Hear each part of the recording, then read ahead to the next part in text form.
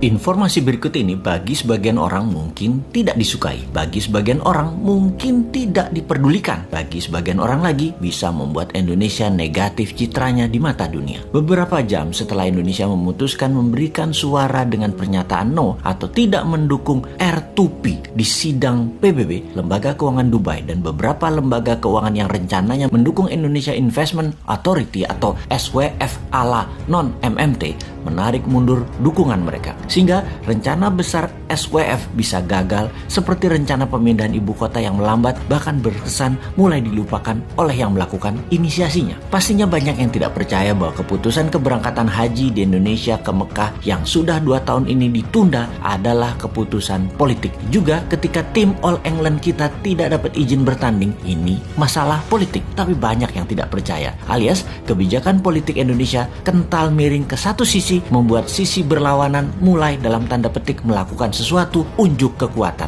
Akhirnya hanya Tiongkok yang BUMN-nya mau bekerja sama dengan BUMN Indonesia. Hanya vaksin Tiongkok yang besar jumlahnya yang mau disediakan untuk Indonesia. Adakah informasi sekilas ini ada benarnya atau praduga tak ada alasan seperti info yang disampaikan para buzzer bayaran ahli pecah belah bangsa ini? Apa itu R2P yang dijawab oleh Indonesia no dengan alasan yang mengada-ngada, lebih tepatnya maksa alias vote no-nya biar berkesan tidak membela kakak tertua Indonesia saat ini yang bernama Tiongkok. R2P adalah Resolusi Responsibility to Protect, yaitu Indonesia menolak untuk bertanggung jawab, melindungi, dan mencegah genosida, kejahatan perang, pembantaian etnis, dan kejahatan terhadap kemanusiaan. Kalau disederhanakan, Indonesia itu mendukung genocide, mendukung kejahatan perang, mendukung kejahatan etnis, dan mendukung kejahatan terhadap kemanusiaan. Namun, pinternya dibungkus dengan pernyataan resolusi itu salah prosedur, yang ketika ditanya prosedur mana atau apa prosedur yang benar versi pemerintah Indonesia, nggak bisa jawab juga. Sudahlah, Anda pejabat itu membela kejahatan perang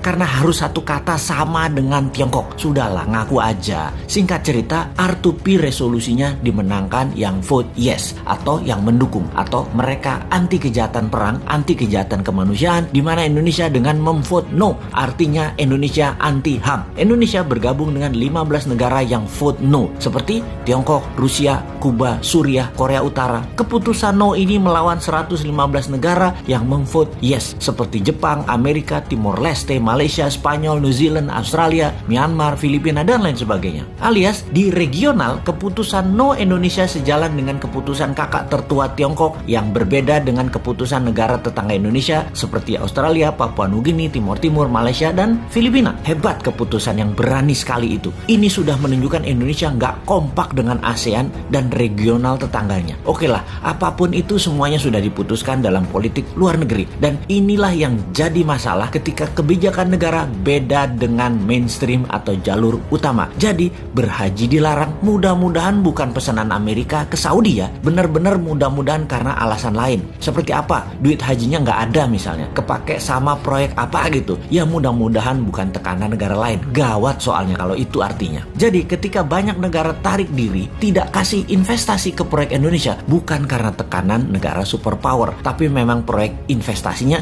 tidak menguntungkan, atau bunga pinjaman IMF yang rata-rata negara lain dapat 4%, Indonesia 2% lebih mahal, sekitar 6%, sehingga bunga pinjaman yang dibebankan ke APBN hampir senilai 290 triliun ini karena tingginya bunga pinjaman. Sekali lagi, bunga lebih tinggi bukan pesanan negara superpower, mudah-mudahan ya, karena Indonesia nggak menarik. Efek Indonesia menolak atau vote no Indonesia dalam UN Watch dimasukkan sebagai daftar negara memalukan atau list of shame country. Juga Amnesty International menyayangkan keputusan Indonesia ini, bahkan banyak yang menyarankan mending abstain sekalian ketimbang menolak no. Ya sudahlah, semoga semua selamat dan semoga tetap banyak yang tidak peduli dengan hal-hal seperti begini. Teruslah menjual diri untuk 2024 walau tanpa konsep bernegara. Silahkan membangun model populer dan terlihat suci. Toh rakyat sama seperti bosman ini, bodoh semua. Jadi wahai rakyat, tetaplah rebahan, tetaplah tidak peduli, tetaplah tidak bermanfaat, dan tetaplah menjadi beban APBN.